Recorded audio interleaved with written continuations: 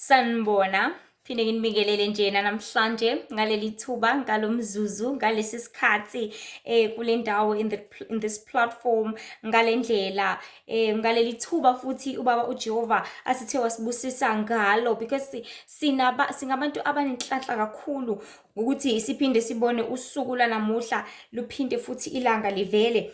Phinde futhi sibone umoya, phinde futhi sibone yonke into okade siyibona izolo kade siyibona kuthangi, and we see the very same thing even today. We see the very same thing even namhlanje sisa experience the very same things. Singabantu abanenhlanhla kakhulu abathandiwe izulu ngenxa yalokho noma ngenxa ukuthi kwenzeka izinto ezinjalo ezimpilweni zethu. I would always see indlela okwenzeka ngayo if umuntu let's say usebene stroke noma uyagula uselele esibhedlela akasakwazi ukuzihambela, akasakwazi ukukhuluma kahle, mhlawumbe nje useyijuzela amathe, akasakwazi omunye ukubona nakahle, akakasawusa useyazimoshela, usenza zonke lezi zinto. And those people, what happens to them, they get to a point of sadness noma ukudikibala noma ukuphatheka kabi noma ubuhlungu. And ubuhlungu kakhulu, it's not that mhlawumbe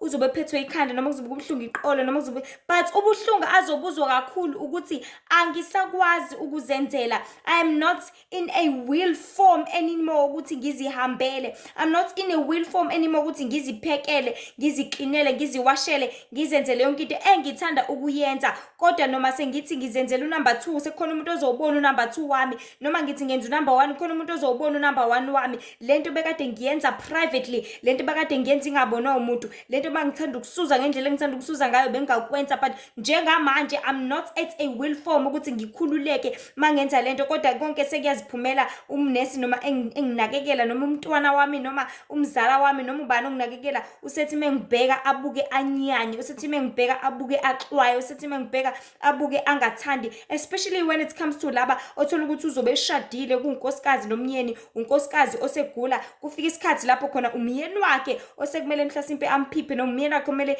mhlasimpe ambuke amsize ngandlela thizeni ebusuku mase bebodwa. Uzobuka ukuthi inkosi yami umyeni wami usebuka emahlazo, usebuka amanyalo, usebuka zonke lezi zinto ngami nani. And those people, they will definitely cry because of ubuhlungu ababubona benzeka around bona ngaleso sikhathi, for all the pain that they see transfer towards abantu aba around bona. Babuka ukuthi yazi mina ngangishingishane nje ngisa right, ngangivuka ngo4 ekseni ngiyasibeka isitambu kushawo 9 sekuyadliwa lapha ekhaya. Yazi mina ngangishingishane, ngangenza sure ukuthi ukudla kuhlezi kukhona emini, ngangishingishane, ngangenza sure ukuthi la endlini kuhlezi kuclean, ngangishingishane, ngenza sure ukuthi iwashing ayibi khona ubasket uhlezi empty, ngangenza sure ukuthi ingane zi right zipakisheliwe zonke izinto. But njengamanje nje bese ngihleli lana kule wheelchair akusenzeki konke lokho. But mangithi ngilambile la ekhaya kuvukwa ngo10, la ekhaya akuphekwa imini yonke, kudliwa 2 slice, ingane ziyalamba nani, ingane ayipakishelwa, ziyathethiswa, ziyashawa, and usuke sekhaliswa yinayo kona konke lokhu ukuthi yazi mina ngabe ngiyenzile yonke lento, ngabe mina ngiachievile konke lokhu, ngabe mina sengikwenzile, ngabe sengiphekile, ngabe sengidlile. Uyokhalisa ukuthi ngilambile, uyokhalisa ukuthi ngiyacela ningigeze, uyokhalisa ukuthi hayibo kuphekwa ni la ekhaya, uyokhaliswa izona zonke lezo zinto. Yes, they will feel some sort of a pain ngaphakathi. Thola ukuthi le stroke lesi size simphathisa ngesifo senhliziyo, simphathisa ngokuthi umzimba ube buhlungu nani, simphathisa ngekhanda, ngamazinyo, all everything esuke iza nezifo thizeni. But the most important pain azoyifila kakhulu, it is being unable ukuzenzela ngokuthanda kwakhe. It is being unable ukuzenzela ngokubona kwakhe nangesikhathi sakhe, nangendlela yakhe, nangendlela afuna ukuthi izinto ziresulte ngakhona. Because when it comes to even ukupheka kanje, mangabe upheka usuke ufuna ukuthi ukudla kutaste ngalendlela ufuna kutaste ngayo. Uyazi ukuthi mangifake this amount of spice, this amount of salt, this amount of whatever isithako osifakayo ingredient, ufuna ukuthi kutaste ngalendlela. But if usuphekela omunye umuntu, yazi ukuthi yazi awuzwakala usawoti, yazi ufake kakhulu usawoti, ufake kakhulu amafutha, and isuke ingekho into osuke usungayenza ngaloko. But esikhathini esiphila kusona abantu kaNkulunkulu, I want us to understand ukuthi sinenhlanhla kangakanani ngazo zonke izinto uNkulunkulu uJehova athe asibusisa ngazo. Sinenhlanhla kangakanani ngakho konke esikubonayo, ngakho konke okwenzakalayo, ngabo bonke abantu esinabo, ngazo zonke izinto ezisakhona njengamanje. It's just like having a job. Nibe nemsebenzi niba u5 and then abiza ubasi athi we are retrenching you, senisebenze for 50 years, athi ngiyanretrencha emsebenzini but kuzosala wena wedwa. Bahambe bonke boba u4 usale wena wedwa. And that is inhlanhla kuwena because you still have tools, you still have opportunity, you still have time. Usanesikhathi sokuthi usebenze wena, usebenzele izingane zakho. Usanesikhathi sokuthi uvuke wena njalo uvukele impilo yakho. Usanesikhathi sokuthi uzisize ngale ndlela ongazisiza ngayo. It is an opportunity for wena ukuthi ukwazi ukuzihlenga, ukuthi ukwazi ukuthi uqhubeke nempilo yakho. So abantu into abangayi-understand ukuthi banenhlanhla kangakanani ukuthi basanezinyawo, banenhlanhla kangakanani ukuthi basanezindlebe ezizwayo, unenhlanhla kangakanani ukuthi usanezandla ezisebenzayo, unenhlanhla kangakanani ukuthi unezindebe ezikhulumayo, unenhlanhla kangakanani ukuthi idolo lakho lisaguqa, unenhlanhla kangakanani ukuthi esiswini sakho usakwazi udla into oyithandayo, usakwazi ukwenza into oyithandayo, usakwazi ukukhuluma umathanda. You are so lucky ngokuba nawo wonke lawo ma-abilities, because each and everything that you have an ability to, into evele angizothi i-representa your soul, because your soul ihlanganise izinto ezintathu, ihlanganise ingqondo yakho, imizwa yakho, ne-will yakho, izenzo zakho. So if umphefumulo wakho uhlanganise lezi zinto lezi zontathu, so wena emphefumulo wakho you will always be fulfilled ukuthi okay, ngenza into engiyithandayo ngesikhathi engiyithandayo. Yes, ngizwa into engiyithandayo, I've got a good feeling about this, ngizizwa kahle njengoba ngiphe ukudla engikuthandayo nani nani. And nengqondo yakho, being able to control your mind, not being controlled by any spirit, not being controlled by someone else, not being controlled by the words or was really, not being controlled by the environment, not being controlled by the circumstances, not being controlled by anything, but being controlled by yourself and allowing umoya kaNkulunkulu ukuthi usebenze kuwena and do the will of uNkulunkulu. You are still enhlanhleni kakhulu, le ongayinakile wena ukuthi inkulu kangakanani empilo yakho, le ongayinakile wena ukuthi usizo kangakanani kuwena, le ongayiboni wena, ongayithathi notice but uyibuka njengento nje yokulahla. Ngikhuluma ngayiphi inhlanhla ke bantu bakaNkulunkulu? Ngikhuluma ngenhlanhla yokuphila, inhlanhla yokuvuka ekseni ungavuswanga i-alarm, ngoba belingakhali i-alarm, likhale limpongoloze lithi it's 5:30, liphinde lithi it's 5:45, liphinde lithi it's 6 o'clock, lithi 7 o'clock, lithi 8 o'clock. Ucaca ukuthi awusaphinde uvuke wena. I want people to go and do more researches ngezinto ezenzakala empilweni, ngezinto ezikhona empilweni. People do researches about hospitals. Enzani ucwaningo ngokuthi kwenzakalani ezibhedlela. Ukuhambe nje uthathe nje imali yakho ongayisebenzisi, ukugibele nje uye esibhedlela nje uwalke nje kuphela, akekho uzokwenza utho. Uwalke nje esibhedlela ubuka abantu abama-wheelchair, ubuka abantu abasembhedlela, ubuka abantu abakhalayo, ubuka abantu abagwaziwe, ubuka abantu abaphethwe ikhanda, ubuka abantu abaka-ICU, ubuka abantu abama-theatre, abantu abazobeletha, abantu abaney'ngane ey'ncane, ubuke zonke lezo zinto. I promise you, you will come back home traumatized. You will come back home impilo uyibuka ngenye indlela. You will come back home usucabanga ukuthi yazi Nkosi yami nginenhlanhla kangakanani mina, ngisaney'nyawo ezikwazi ukuhamba. Khona abantu abakhala kanje lapha ezibhedlela, khona abantu abakanjena kanje.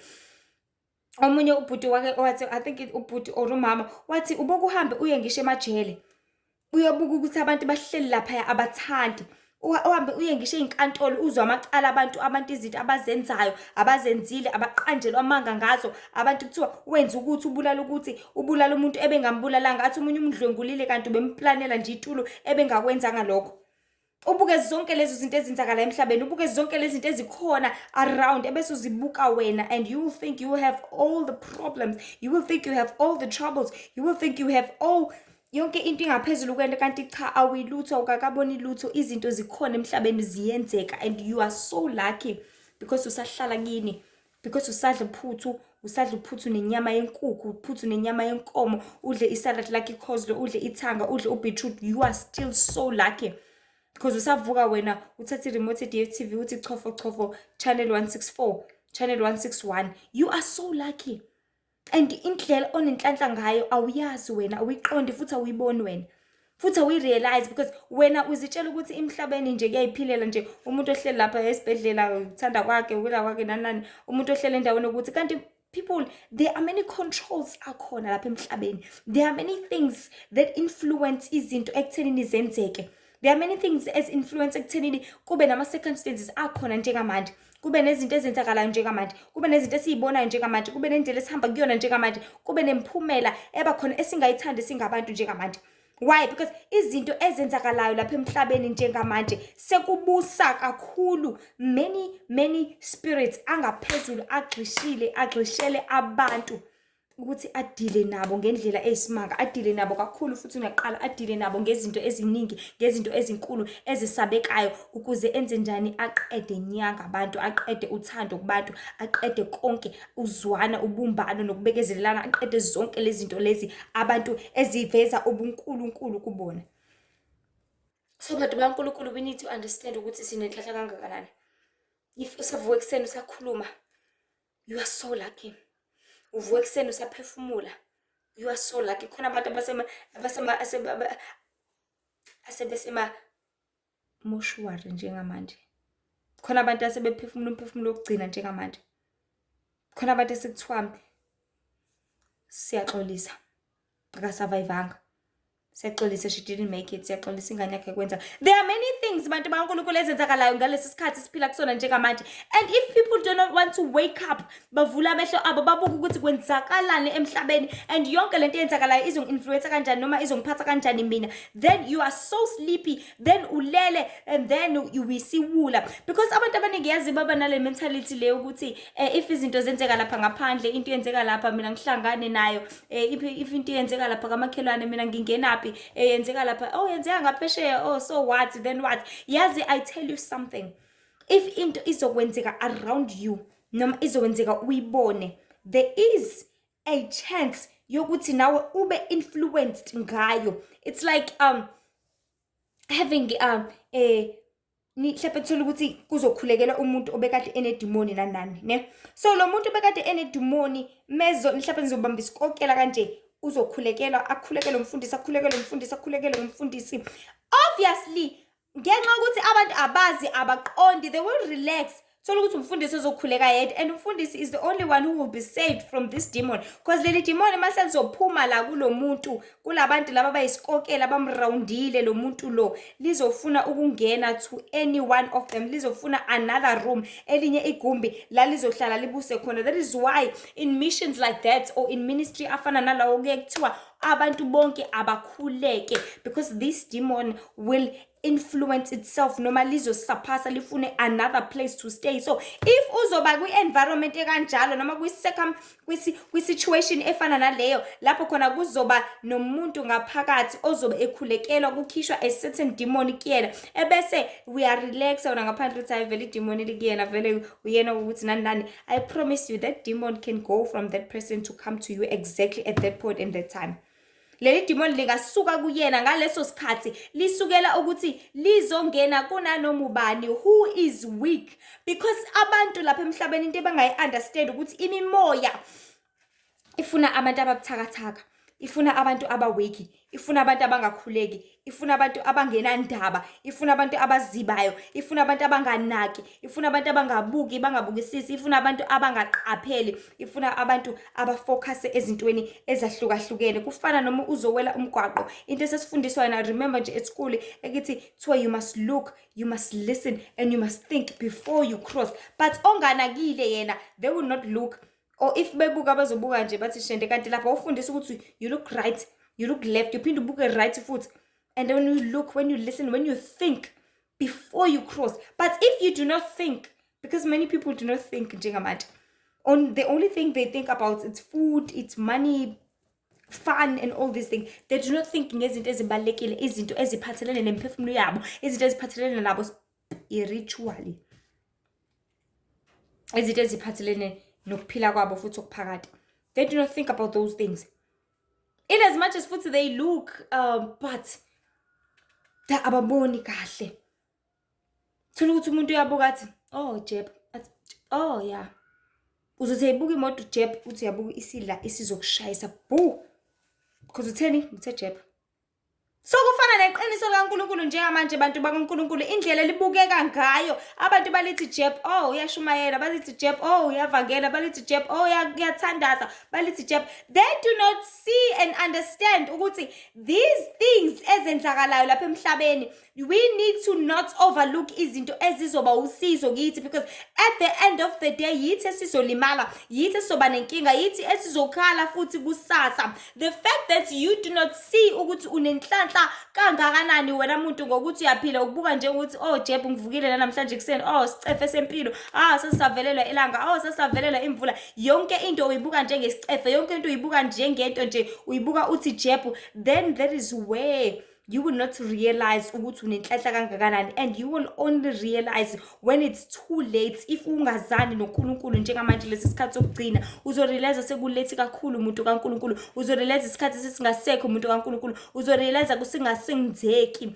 lokho bucabanga ukuthi kuzokwenzeka uzorealize kungasenzeki lokho ofisa ukuthi kwenzeke that is why encwadi kaAmose uchapter 8 verse 11 othi indlala yezwi kaNkulunkulu ukuthi siyofika isikhathi lapho khona izintombi ezinhle insizwa ezinhle ziyozula zimfune uNkulunkulu engesetholakali zifune izwi kaNkulunkulu lalingasetholakali khona because njengamanje we live in times lapho khona inhlanhla uNkulunkulu usayigqabashiyile usayivezile inhlanhla yani yokusabalalisa amazwi akhe kubantwana bakhe kubantu bakhe kumhlaba wonke wasabalalisa ngothando nangeqiniso nangentokozo nangokuthi abantu bathole baziyena uqobe besebenza intando yakhe but because people do not see how lucky they are then inhlanhla izothi mayisidlulile kuyikhane bebuka ukuthi awu kanti besinenhlanhla enkulu kangaka yazi ukuthi abantu abaningi bayeke bangaqondi ukuthi yonke into elusizo empilweni yakho noma ngekusasa lakho uma uzoyithola ungacelanga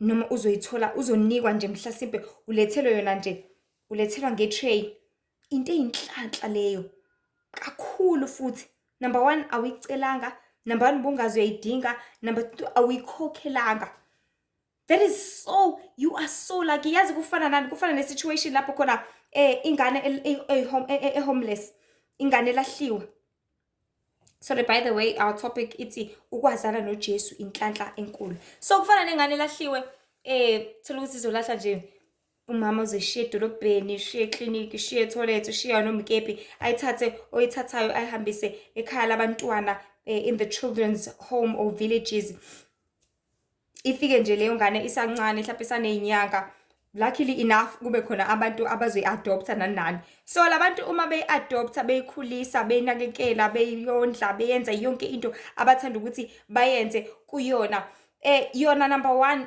izalelwe ekhaya ingazi ukuthi okay leli khaya akusilona elami izalelwe abantu engazi ukuthi akubona abazali bami izalelwe yakhuliswa abantu ingazi lutho ingaqondi lutho so uthola ukuthi labantu vele ayihlobene nabo labantu ayihlangani nabo labantu ayilutho nabo futhi ayisoze yaba yilutho nabo but ngonxa iadoptiwe ithole inhlanhla enkulu and yes futhi in most cases ngiyangibone when it comes to families like that kuba abantu abanemali yazi kuba abantu abarich thola ukuthi banayo yonke into kodwa baswele into eyodwa nje kuphela baswele umntwana so labo bantu labo bayithathe lengane bayinakekele bayinikeze yonke impilo engayicabanga thola ukuthi inayo yonke into noma esindala bayithengele ngisho imoto bayinikeze yonke into bakhiphe zonke izikhwepha zabo for as many years for this child isaphila number 1 as I said uyilo mntwana awudeserve ukuba kuleli khaya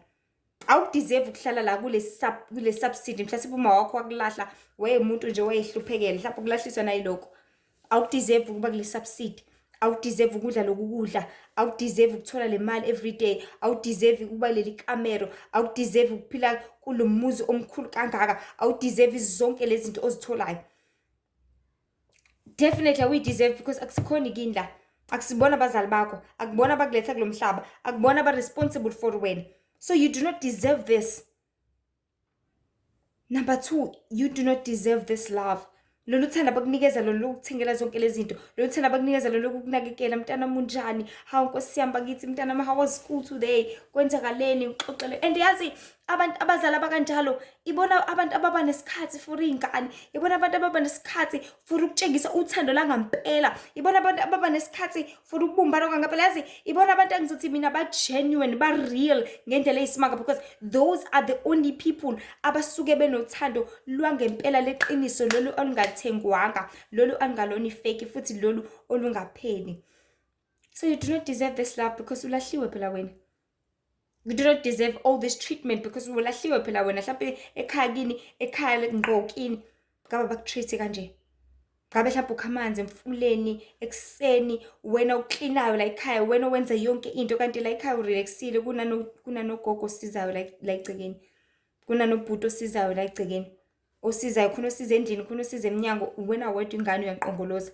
And people, they become so high, babe ne-pride ngendlela eyisimanga.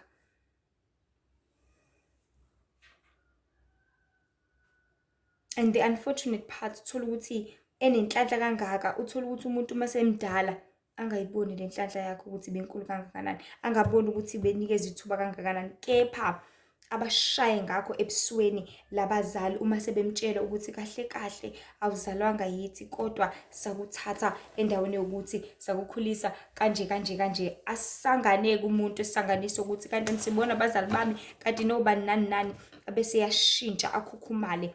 Why? Because uhlulekile ukurealize inhlanhla abenayo, ukuthi kuzo zonke izingane ezikhona lapha e-child village noma ema-homes or wherever, azithathwanga zona zatshengiswa le nhlanhla le anayo, azithathanga zona zanakekelwa, azithathanga zona zakhuliswa, azithathanga zafundiswa ey'koleni zama-multiracial, azithathanga zagibela imoto everyday, azithathanga zaphila impilo emnandi, azithathanga zahlala kwi-subsidy, azithathanga zahlala kwi-mansion, azithathanga zaphila le mpilo enkulu kangaka. But zona zihlalile laphaya zathola whatever impilo bakade ziyithola, noma engathi impilo beyabelwe zona ngaleso sikhathi. But lo othathiwe wakhuliswa wenzelwa yonke into, yena akayiboni le nhlanhla yakhe, yena akakuboni konke lokho, but yena engqondweni yakhe uzothatha ngokuthi because aningizalanga. Niyazi ukuthi uma ngibheka uthando lukaKristu, ngibheka indlela asinikeze lona ngayo, singazi, wasinikeza singazi. Yazi uKristu usithande singakazalwa, usithande singakafiki la emhlabeni, usithande singakabibikho, wasithanda ngegazi lakhe, wasithanda ngokudela ubukhosi, wasithanda ngokushiyela umoya ongcwele, wasithanda ngosifundisa iqiniso, wasithanda ngokusihlakaniphisa, wasithanda ngezinto eziningi singaqondi, singazi ukuthi siyalidinga uthando lakhe, singazi ukuthi siyakudinga ukuphulukisa, singazi ukuthi siyakudinga ukuphila, singazi ukuthi siyakudinga ukwenza intando yakhe, singazi ukuthi siyazidinga zonke lezi zinto. And futhi indlela esingadeserve ngayo uthando lakhe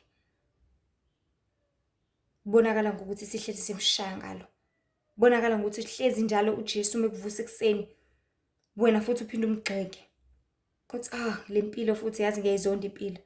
Bonakala ukuthi uNkulunkulu mekuvusa ekuseni akubusise ngelanga ukuthi sisavelelwa ilanga laze lashisa. Bonakala ukuthi uNkulunkulu mekuvusa ekuseni uthi ngaze ngavelelwa, kodwa kwakuyimpiloni lena. Yazi mina ngokuthi yazi nje mina angiqalekisiwe, ukhale ngayo yonke into ongakhala ngayo. You sure ukuthi vele you really do not deserve this kind of life and this kind of love, but you get it eventually. Ugcina utholile futhi at the end of the day. Kodwa uKristu wasithanda kunjalo, wasinakekela, wasondla, phinde futhi sathola intuba nethuba lokuthi sithethelelwe zonke izono zethu. Imagine uthola ithuba lokuthethelelwa isono sakho ungakasenzi. Already you are forgiven, ungakayenzi into. Uzothi masuyenza, the only thing ozoyenza nje ukuguqa nje kuphela ngedolo lakho, and then you are forgiven. Imagine ithuba elikhulu kangaka, elingqezi vele kangaka.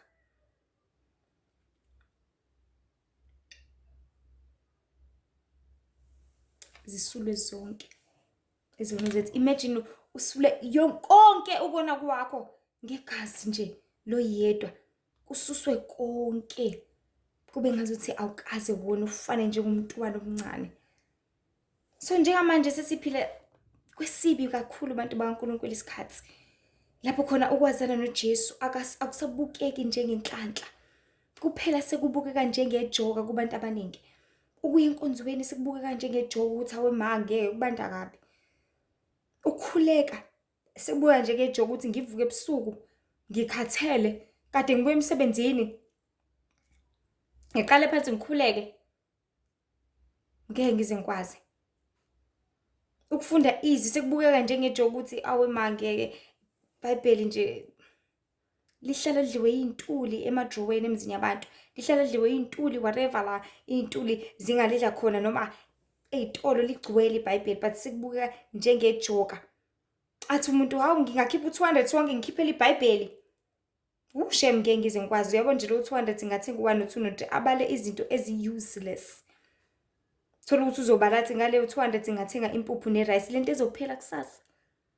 But leli qiniso leli elitholakala ezweni kaNkulunkulu liwukudla komphefumulo okungapheliyo. Athi uKristu gozana emanzini okuphila okumthombo wamanzi othi mase waphuzile ungaphinde wome but uhlale njalo right because siyazi sonke ukuthi if you are hydrated ungekho dehydrated womile. If you are hydrated you always have energy. Uhlezi ulula, uhlezi ufresh, uhlezi uright.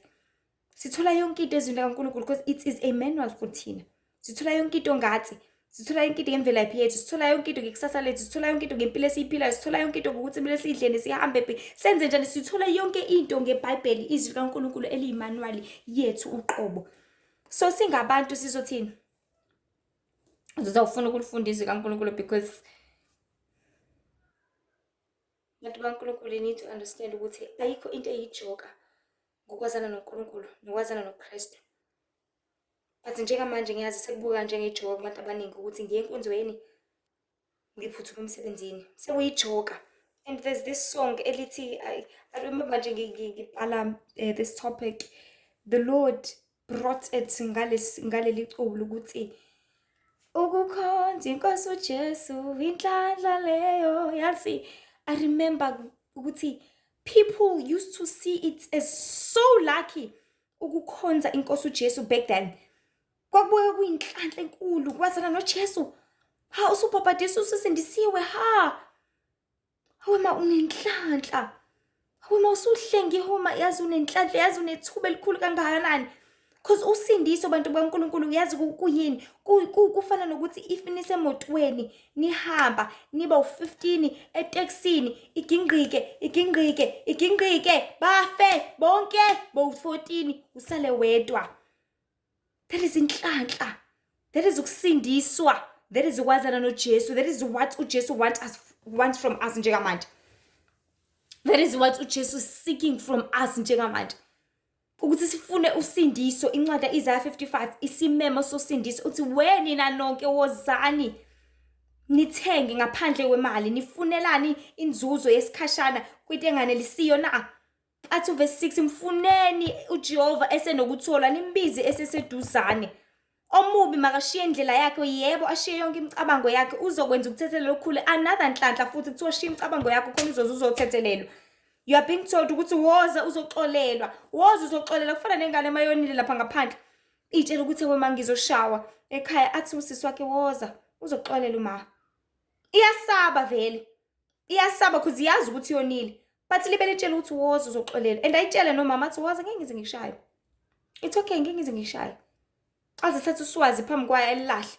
Athi woza ngeke ngize ngishaye sengixolele. Nangampela thola ukuthi uyixolele. So we were at a time lapho khona besazi ukuthi ukukhonza inkosi uJesu kuyinhlanhla vele. Besiqonda ukuthi ukukhonza inkosi uJesu kuyinhlanhla enkulu but njengamanje akuseyona inhlanhla anymore. It is no longer lucky kuthina anymore. But sekuyinto nje eyijoka esisindayo kubantu abaningi. Sekuyinto nje eyijoka enzima engafuneki futhi enyanyekayo.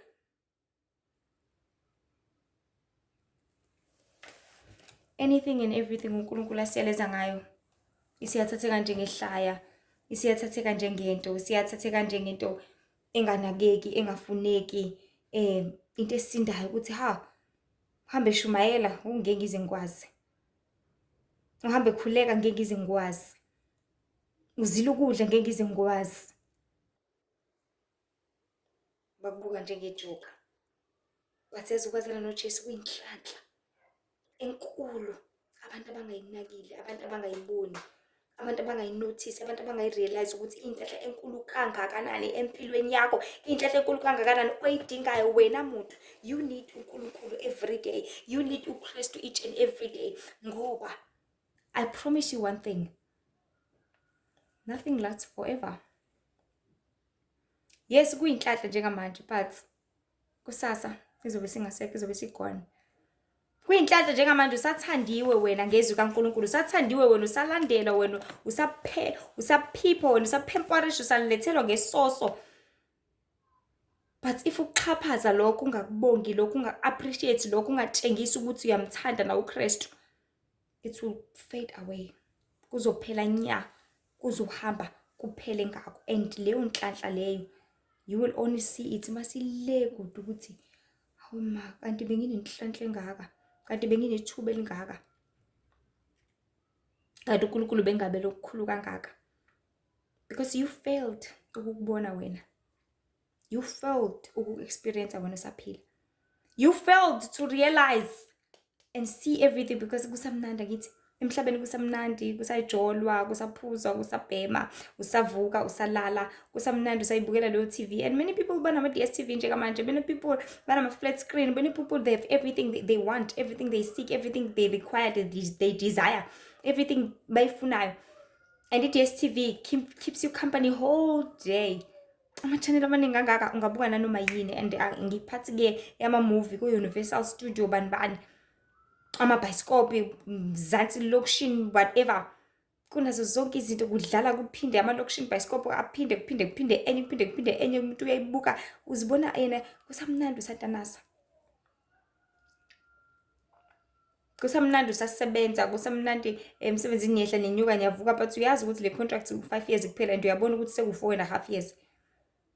Kusamnandi emhlabeni, ubumnandi abupheli, into ephilayo imali nani bacule basho zonke lezi zinto abazishoyo abantu, izinto eziningekayo ezingathandeki, ezinyanyekayo futhi kuNkulunkulu. But abantu abanakile ukuthi kunenhlanhla enkulu uKristu ayivezayo lesikhathi sokugcina, kunenhlanhla enkulu uNkulunkulu ayivezayo lesikhathi sokugcina, inhlanhla yokuthi athumele izithunywa zakhe, inhlanhla yokuthi athumele umoya wakhe uthukulule ebantwini bakhe, ubatshela iqiniso, ubatshela indaba yosisindiso, ubatshela indaba yokuphulukisa, ubatshela indaba yokubhabhadiso, ubatshela indaba yokuthi ababuyele kuJehova, ubatshela izindaba ukuthi abazisindise, baziphulukise, besaphila, besanganene kwethuna. Because there will come a time lapho khona sebengale kwethuna and kuzobe ngasenzeki konke abafisa ukuthi bakwenze, kuzobe ngasenzeki konke abathanda ukuthi kwenzeke, kuzobe ngasenzeki konke abadinga ukuthi bazisize ngakho bengabantu. So ithuba limanje nganene kwethuna, usaphila. Limanje nganene kwethuna, usavuka. Manje nganene kwethuna, usahamba. Manje nganene kwethuna, usangathi ngezindebe zakho ngiyamamukela uJesu njengenkosi nomsindisi. Ngezandla zakho usangathatha iBhayibheli lakho ulifunde, ngamehlo akho ulifunde, ngezindlebe zakho ulalele, uhambe enkonzweni, ngezinyawo zakho ugijimele izindaba zikaNkulunkulu, yenkonzweni ugijime uwenze intando kaNkulunkulu. Sangakwenza konke because you still have an ability to do so. You still have the will to do so. You still are capable of doing so. There will come a time lapho khona kuzobe ngasenzeki. And namhlanje I want people to come to a realization ukuthi banenhlanhla enkulu kangakanani. Ngifisa ukuthi uhlale uzijulele, uzi-analyze, uzibuke ukuthi yazi nginamehlo, khona abantu abangenawo. Yazi nginey'ndlebe, khona abantu abangezwa. Yazi nginey'ndebe, khona abantu abangakwazi ukuthi bakhulume. Yazi nginenyawo, yazi ngiyaphila. Yazi ngiyahamba, ngikwazi ukuwalka. Ngikwazi ukuthi ngiyiphuzele. Ngesandla sami ngiyithathele mina, ngiyele mina efrijini ngiyithelele mina, ngiyiphuzele mina. Ngikwazi ukuzenzela mina ngeenyawo zami, ngikwazi ukuzenzela mina, ngikwazi ukudla into engiyithandayo. Hayi ukuthi namhlanje ngihalela ukudla uphuthu nobhontshisi, omunye azothi hayibo sidla iklabishi namhlanje. Ngithi namhlanje ngihalela ukuthi ngidle inyama yenkukhu, athi umuntu hayibo kudliwa amasoseji namhlanje. Because uzobe sekutshela. So bantu baNkulunkulu, we need to come to a realization ukuthi we are so loved by the Lord. We are so loved by uKristu. We are so loved by the heavens. Ngokuthi amazwi kaNkulunkulu alibele eshunyela kanje kithina kulezi ikhathi zokugcina. Konakele bantu baNkulunkulu emhlabeni. Konakele ngezindlela zonke, konakele ngamacala onke. Konakele ebantwaneni, konakele emshadweni, konakele emndenini, konakele ngaphakathi emzimbeni izifo, konakele amanzi ephuzwayo, konakele ukudla okudliwayo, izimpahla ezigqokwayo, izinto ezenzakalayo, konakele uhambe endleleni, konakele emabandleni, konakele emaphushweni, konakele indlela zonke nxa zonke. So we are still so lucky ukuthi uKristu sesibusisile ngempilo, because imimoya ingakwenza ukuthi ishwankathele ibulala abantu abaningi, ayinandaba, ingakwenza lokho. That is why abantu befa each and every second lapha emhlabeni. Umzuzu nomzuzu kufa umuntu, umzuzu nomzuzu kufa umuntu lapha emhlabeni. But you are still so lucky wena ngoba ukakafi. You are still so lucky wena ukakagwaza, ukakakhala esibhedlela lapha bethi bayakuthunga ulibele ukhala, nesi kubuhlungu, usa right, usahleli kini, usayirelaxela. You are still so lucky. Unenhlanhla ukukhonza inkosi uJesu, inhlanhla leyo. Ukukhonza inkosi uJesu, inhlanhla leyo. And we live in times lapho khona abantu baNkulunkulu, I want to specify this, lapho khona konke okukaNkulunkulu has become so foreign. Into foreign bantu baNkulunkulu siyazi ukuthi into engizothi engajwayelekile, angiyibeke kanjalo, into engajwayelekile, into engaziwa. Like kuzosuka umuntu nje wala eSouth Africa ahambe eMalawi afika akhuluma isiZulu abasaza ngithi bona bazi isiMalawi. So it's foreign kubona, into abangayazi, abangayijwayele. Mangabe mhlawumbe ngelanguage abantu abazosheshe ba-understand ngayo, ngizothi ubukwerekwere, because uyakwereza, ukhuluma into esingayizwa, ukhuluma into esingayazi, ukhuluma into esingayiqondi. So now what is happening kulesi sikhathi esiphila kusona, kwenzeka into yokuthi since abantu they are becoming so more influenced ekuthenini bathande izinto zezwe, bathanda izinto zasemhlabeni ezingimali, izinto eziphathekayo, izinto ezingamthabisi uNkulunkulu. The more they become so influenced bezithanda, the more abantu banda, the next generation and the next generation, nabo they will come to the same kind of love yokuthanda izinto zasemhlabeni, right? So if it comes a time lapho khona abantu they are influenced, batsheli ukuthi lapha emhlabeni wena uzosebenzela imali, uzosebenzela ukuthi uphile lempilo, uzosebenzela ukuthi ucebe ube rich nani, ngifika mina ngizotshelwa lokho, and kuzoqhamuka omunye umuntu ukuthi no mina kahle kahle akusiyona impilo lena, kahle kahle imali ayikuphilisi, kahle kahle imali it's just a form of survival kuphela. Lo muntu ozokhuluma into eseceleni, lo muntu is speaking a foreign language kuwena. Lo muntu ukhuluma into ongayazi, ongayiqondi. There were time back then whereby the only way yokuvezelana uthando was ubumbano. Indlela yokuvezelana uthando was ukuhlangana, was ukuxoxa, was nje ngaso sonke isikhathi ukuthi sihlezi sine connection thizeni. But manje indlela esikuvezelana ngayo uthando ilolo luyifake, lolo la 2 minutes, lolo 2 hours ulapha eclubini niphuze bese niyahleka senibheba leyo happy, nihleke, and you think that is love. You think ukuthi injabulo leyo because kuqhamuke iblessing lanibusisa, laninikeza la deki itafula, you think ukuthi liyanithanda, you think ukuthi kwenzeka inani. That is why abantu sebehluleka manje ukunderstand ukuthi uthando lukaKristu luyinto enjani. Inhlanhla yokwazana noKristu kuyinto enjani. Inhlanhla yokwazana noNkulunkulu kuyinto enjani.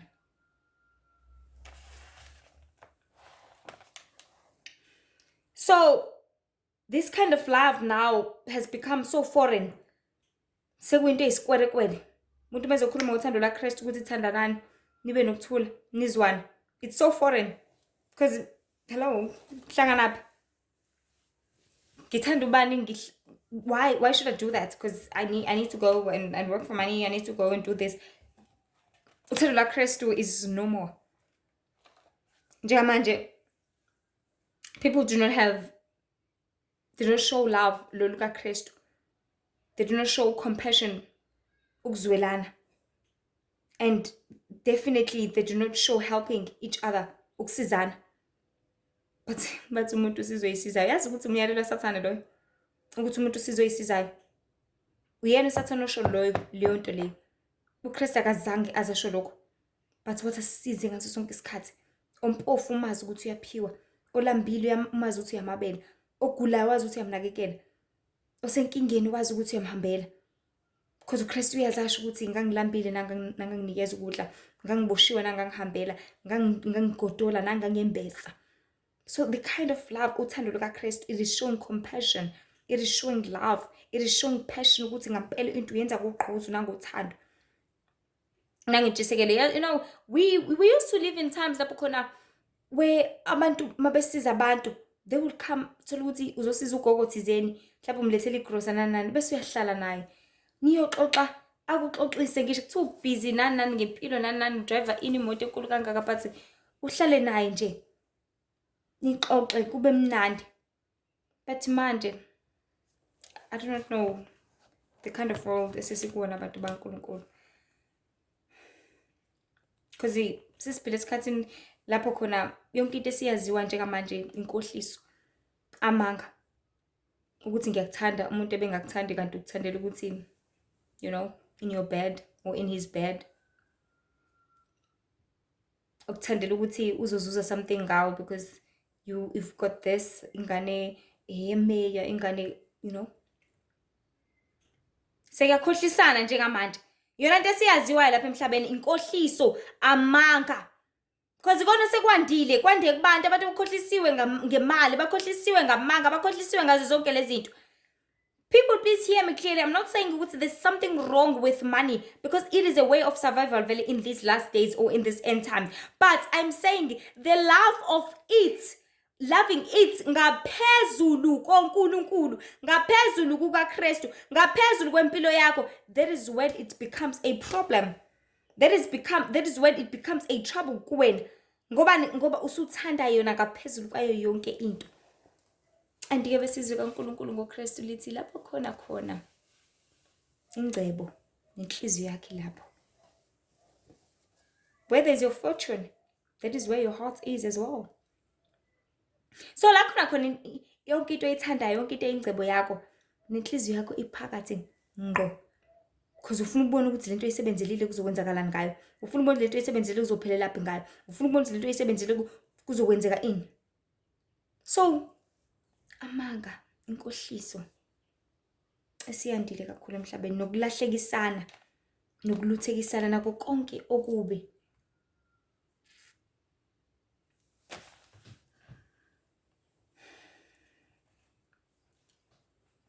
That is why the message of love, khuluma ngothando langempela, has become so strange lapha emhlabeni.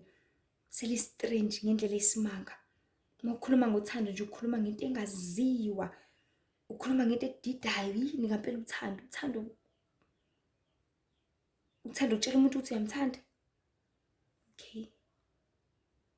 Uthando ukuthi nikhiphane. Okay. Uthando ukuthi niyophuza. Okay. Uthando ukuthi no. People of God, uthando ubumbano. Ukuba ndawonye. Ukubekezelelana. Ukusizana. Ubumnene. Ukuhlangana. And uma ubheka zonke lezi zinto azidingi imali. Ukuze nibumbane ningumndeni niyadinga imali. Cha, nidinga ukuthi nihlangane nje omunye asuke lapha aze la. Ukuze nisizane, you need money. What if usizo lo ludingakalayo adinga ukuthi ube nemali, but idinga ukuthi unikele ngesikhathi sakho nje kuphela. Kudinga ukuthi unikele ngesikhathi sakho nje kuphela, mhlawumbe uyomgeza lo yakho kwakho kulayo. Kudinga ukuthi unikele isikhathi sakho nje kuphela uyom-advisor lo yakhazini wakho ofuna ukuyibulala. Kudinga ukuthi unikele isikhathi sakho nje kuphela ukuthi uyombona nje umamkhulu wakho noma u-aunt wakho ngoba kade akugcina kuphela.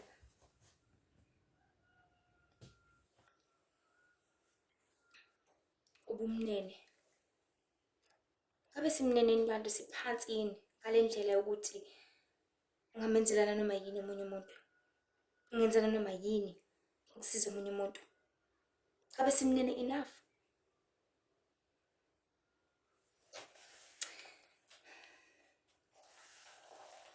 And lezi, they need to come from deep within. They need to come from deep within, not ukuthi usuyenzela nje because mhlawumbe usujwayele. Noma it's because you want to join this NGO or this charity company or this whatever. They need to come within. And they need to be unending. Kumele kungapheli. Kusiza abantu. Kuphela kanjani? Hayi phela ngisizile izolo nalamhla cha. That is the kind of love uKristu athanda ukuthi siliveze. That is the kind of love uNkulunkulu athanda ukuthi siveze, because usenzele inhlanhla sonke singabantu lapha emhlabeni. Usenzele umusa sonke singindalo yakhe lapha emhlabeni. Uzathi ezwini lakhe uma singenalo uthando sifana nensimbi encancathayo nje kuphela. So we need to show love at all times, bantu baNkulunkulu. Compassion. Hlezi nazi ukuthi ukwazana noJesu inhlanhla leyo. Being able to pray inhlanhla leyo. Being able to read iBhayibheli uqonde inhlanhla leyo. Being able to still go to church inhlanhla leyo. Why? Because there will come a time lapho khona insuku zakho zingaphela. There will come a time lapho khona insuku zakho zothiwa game over for you. It's done, sekuphelile ngawe. Ezobe sekuphelela ke lapha inhlanhla. Njengabantu njengamanje asebe 6 feet under. Isibaphelela inhlanhla. Sekuphelile. Wena usanenhlanhla ukukhonza inkosi uJesu inhlanhla leyo. So bantu baNkulunkulu ngiyacela ukuthi singakubuki njengejoka ukwazana noNkulunkulu. Singakubuki njengejoka ukuthi noma ngasiphi isikhathi uNkulunkulu afinyelele kuthina. Singakubuki njengejoka ukuthi sisondele uNkulunkulu each and every day, every second, every minute, every hour, every day, every week, ngaso sonke isikhathi sisondele kuyena, because siyikhathini ezinzima zokugcina zezimpi. But ngoba usaphila usangakwazi ukuyisiza, usangakwazi ukuphulukisa, usangakwazi ukubhabhadiswa, usangakwazi ukwazana noJesu njengenkosi nomsindisi. Unenhlanhla. Ngiyaphinda ngithi unenhlanhla. Njengamanje we live with people like I said okuduma kugxapha imali ezingqondweni zabo. Uthi nje mawukhuluma ngokuthi mina nihlale ndawonye nithandana, akubuza ukuthi ngizohlala ngenzeni. Anduzoyibuza ukuthi what do you mean ukuthi ngizohlala ngenzeni? Uzohlala nibumbane, nithandane, nijabulisane, nidlale whatever.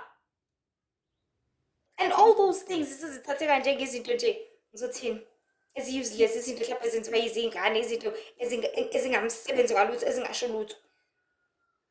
Kanjani bantu baNkulunkulu? Because that's the real love. Ilona thando leqiniso lelo, ilona thando langempela lolo. Uthando lokuhlangana. Uthando ukuthi manihlangene nje nidle kamnandi. Uthando ukuthi manihlangene nixoxe izindaba mhlawumbe ezakudala, ezamanje. Ningakhalazi but nijabule nihleke kube mnandi kube njeyana. Kufuneka lelo thando kuthina abantu baNkulunkulu. Kufuneka lelo thando ngaso sonke isikhathi. So in as much as amazwi kaKristu eliqiniso futhi etshengisa uthando ngaso sonke isikhathi, kepha kubantu abaphila ngalesi sikhathi njengamanje azwakala ayisikwerekwere nje kuphela. And people are used to the world and worldly things in such a way that abasakufuni ngisho ngathiwani okuyiqiniso likaNkulunkulu. They are so used to the darkness. They are so used to ubumnyama. They are so used to imali. They are so used to izinto ezingiyinkohliso ezingasho lutho ezingeza basiza ngalutho. That is why uthando likaNkulunkulu, they no longer see it anymore. But anyone who shows the love olukaNkulunkulu, who shows the compassion, the passion, nokwenza intando kaNkulunkulu, they are seen as crazy. They are seen as demons. They are seen as abantu abangasile ekhanda, because bona basaveza uthando lukaNkulunkulu. But engifisa ukunithembisa kona ukuthi whether you like it or not, iqiniso limsulwa lithi bantu bakaNkulunkulu, yabo this world enithanda kangaka lo mhlaba enothanda ngempilo yenu yonke is not offering what you deeply and what you fully need, but it's just offering you fake. Offerisho ngekona. Unitshela ukuthi kuyikona this relationship ihamba kahle nani. But it's just offering you a company for a certain time. It's just offering you that laughter. Nisadla leya pizza mase siphelile futhi usunesicefe la endlini yami, kanti uhamba nini lo lengwenya. Ayisafuna ukuhamba lengwenya la endlini. Cela ungixoshela yona. Bantu baNkulunkulu, makube inhlanhla ukukhonza uJesu. Kungabi ijoke. May you see it as how lucky you are ukuthi usaphila. How lucky you are ukuthi usabona ilanga. How lucky you are ukuthi usavuka, usahamba, usacabanga, useswa, usakwenza konke, usadla into oyithandayo. May you see it as how lucky you are ukuthi usakuthola konke okudingayo empilweni. Because khona abangakutholi, khona abakufisayo, abakhalelayo mihla yonke. Khona abazikhalelayo lezo zinyawo zakho ongayi ngazo wena enkonzweni. Khona abakhalelayo lo mlomo wakho wena beyizimungulo ongabe wena uyamemeza ubiza igama lika Jehova uthandaza ukhuleke. Khona abakhalelayo lawo madolo ukuthi yazi kube ngiyaguqa nami inkinga ngikulombhede njengamanje nami ngizinxusele uNkulunkulu ngimcela ukuthi angisindise kulento engibhekene nayo njengamanje. Khona abayikhalelayo lezo zandla lezo ukuthi yazi mina kube nginezandla ngabe ngiyalifunda iBhayibheli. Yazi mina kube ngiyabona ngamehlo ami ngabe ngiyafunda iBhayibheli. Yazi kube nginendlebe ezizwayo ngabe mina ngiye enkonzweni ngiyolalela izwi kaNkulunkulu. There are people who are crying for all those opportunities but abanawo, abasoze baba nawo futhi abasoze bawathola. But wena onalo lelo thuba onikezwa each and every day ulibona njengejoka, ulibona njengento, uthatha ushaya ngalo uChrist ebusweni. Bantu baNkulunkulu, we need to understand ukuthi singabantu sinenhlanhla kangakanani. Ukukhonza inkosi uJesu inhlanhla leyo. Ukwazana noNkulunkulu inhlanhla leyo. Ukuphila inhlanhla leyo. I'll share something nje very very small. uNkulunkulu akasibonise visions.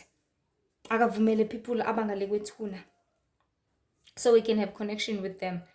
Sibone ukuthi kwenzakalani kubona. Sibone ukuthi babhekene nani. Sibone ukuthi bakuziphi izimo. And they are crying and they literally say ukuthi yazi usanenhlanhla wena nje ubusaphila.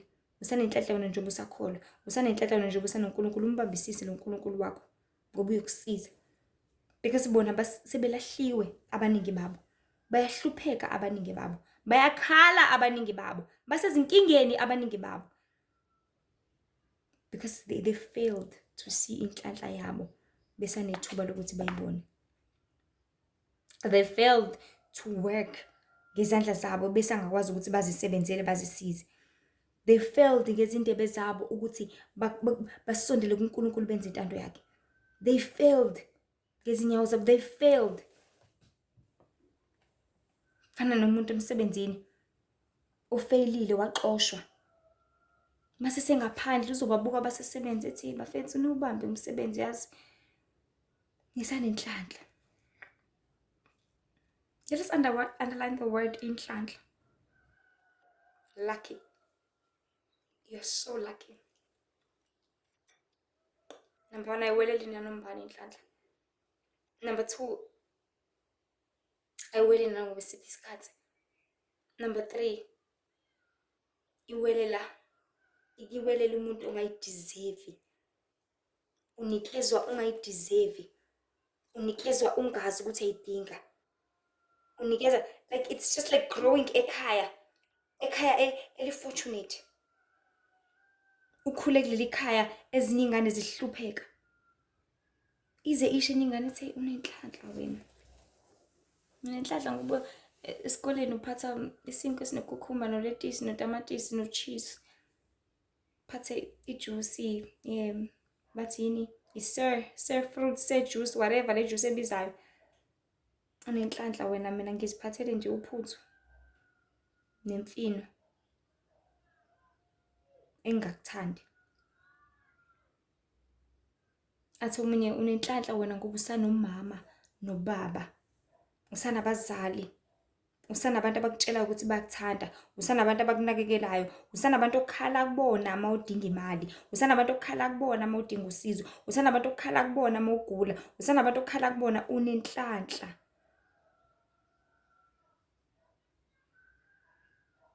But abanye abasenayo inhlanhla leyo. Abasenabo abazali. Akasenayo uthi mase inkingeni nje athi webani sabela kuphi. Uthi mekhala akhalele kusicamelo sakhe sibe manzi sibe leyo nto lesiba yona. So bantu baNkulunkulu, we need to come to a realization ukuthi sinenhlahla kangakanani ngoba naKristu. Engizama ukuveza ukuthi because abantu abaningi bake bakubuze ukuthi so kukuna konke, what's the solution? The fact that usaphila umuntu kaNkulunkulu, usavuka ekuseni, ithuba lokuthi ubusane noNkulunkulu, ubusane noKristu.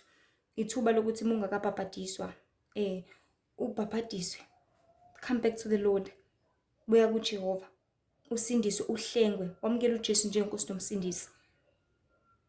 Ubhabhadiswe, ungene emanzini ukuze uhlanjulule, uhlengwe kuzona zonke izono zakho. And then mase kwenzekile lokho bese uqikelela ukwenza intando kaNkulunkulu usaphila. Wazi ukuthi noma ushonelwa ilanga lapha emhlabeni, sikuphelela isikhathi, uyazi ukuthi nginoNkulunkulu mina engiya kuyena. Ngiyazi ngeparadise mina. I remember nje incwadi kaLuka 16:22, isicebi noLazaro. Isicebi sasinenhlanhla. Ngenhlanhla ukuthi siphile sinayo yonke into, sifortunate nanani. Saphila for as long as sikwazi ukuthi siphile. But sisebenzisa ngenhlanhla ukwazana noNkulunkulu ngaleso sikhathi. But sona sabuka izinhlanhla zokuba nezinto, zokuba rich, zokuba nemali, zokuba nayo yonke into. Sasebenzisa lokho. Kwabe kona ukubalekile empilweni yaso. And ukuthi sebengale kwethuna, what happened? Inhlanhla guquka yabe isoro.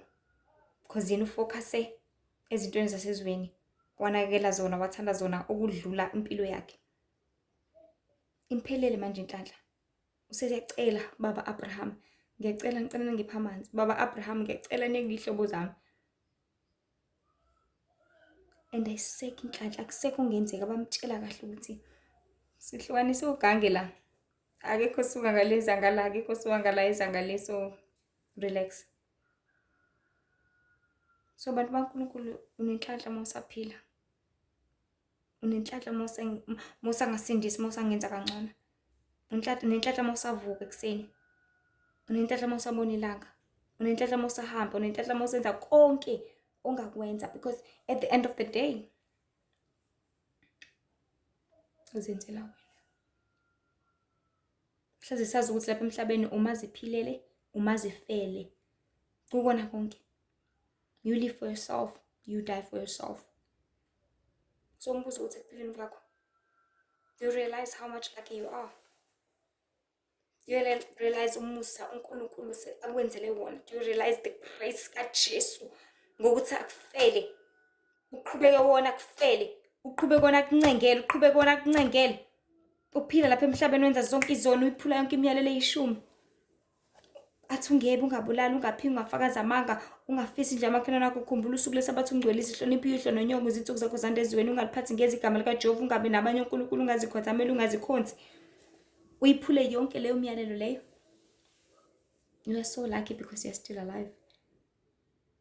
Phinde futhi nencwadi yabaseGalatia lapho khona ichaza zonke izinto athi abenze kunje abasoze babona ifa lombuso kaNkulunkulu, abaphuzayo, ababhemayo, bonke abanomona, bathakathi, zonke lezi zinto, abaxokozela, abaxabana, benza zonke lezi zinto, abasoze babona ifa lombuso kaNkulunkulu. And you still do those things and you do not see how lucky you are still. Awukakazibona ukuthi unenhlanhla enkulu kangakanani still. I do not know bantu baNkulunkulu ukuthi yini uKristu angasisiza ngayo njengamanje, because usinikeze konke.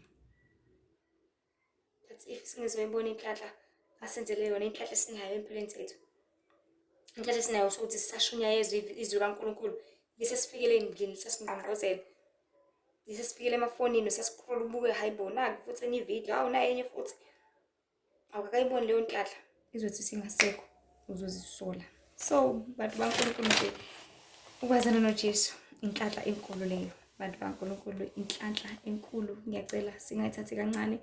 Ngihlezi ngisho mina ukuthi lihle ithemba kakhulu umuntu osaphila, ngokuba usanethuba lokwenza kangcono, usanethuba lokubuyela emuva, usanethuba lokubusana noJesu, usanethuba lokuzisiza, usanethuba lokuzihleka, usanethuba lokwenza intando kaNkulunkulu. So singakubuki njengejoker, ukukholwa, singabuki njengejoke enkonzweni, singabuki njengejoke ukukhuleka, singabuki njengejoke ukwenza intando kaNkulunkulu, because sisanenhlanhla kakhulu ekuthenini sisanethuba lokuthi sazane naye, ngoba uyasisindisa futhi uhlalela ukusihlenga bonke ububi nakubona konke ukubhubha okuzayo nokukhona kulesi sikhathi sokugcina njengamanje. Inkosi nje ibe nani inibusise kakhulu. Singakhohlwa ukuthi uNkulunkulu uyasizonda isono, uNkulunkulu uyabuthanda ubungcwele. Siyacela nje sidlulise lo myalezo nakwabanye bakwazi ukuthi bathole ukuphulukiswa.